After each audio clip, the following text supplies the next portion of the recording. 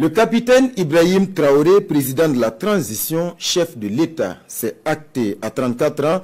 Ce jeune officier, inconnu de la plupart des Burkinabés il y a seulement de cela 2 semaines, porte sur ses épaules les espoirs d'un peuple dans la tourmente. Arrivé par la force des armes le 30 septembre, plébiscité par la rue, validé par les assises nationales, c'est une nouvelle page de l'histoire du Burkina Faso qui s'écrit.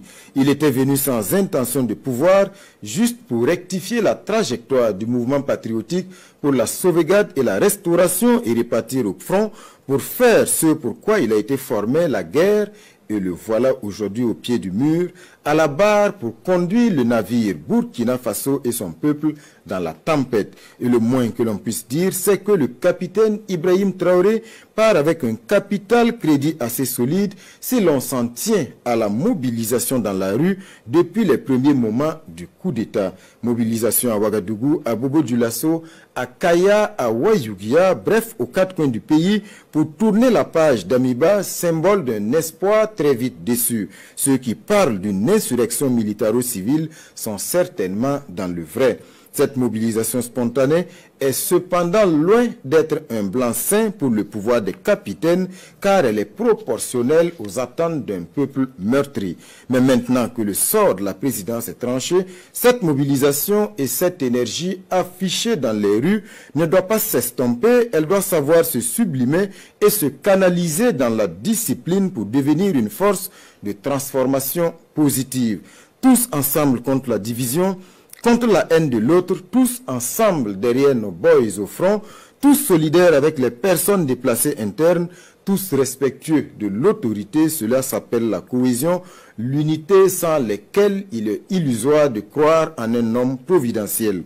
La formule est connue, il n'y a pas loin du Capitole à la roche tarpéienne. Et le capitaine Ibrahim Traoré l'a certainement compris. Tout est urgent et le peuple a soif de victoire sur le front de la lutte contre le terrorisme.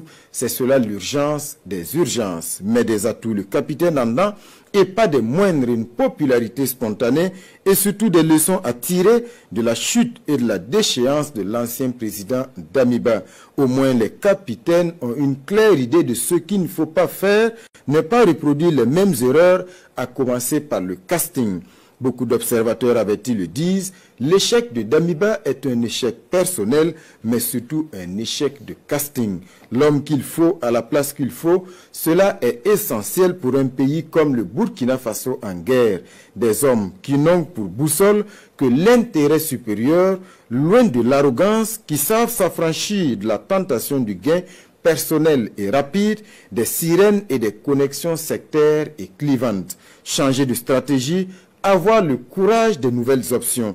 Vite et bien, c'est désormais le destin du jeune capitaine Ibrahim Traoré et de ses hommes. Réussir ou réussir, l'équation est simple, mais le chemin est pavé de périls. Le défi n'en est que plus exaltant, car vaincre sans péril, c'est triompher sans gloire. Capitaine, tout un pays se remet à rêver de gloire. À vous de savoir incarner les espoirs, et le peuple vous fera une place de choix aux côtés des héros.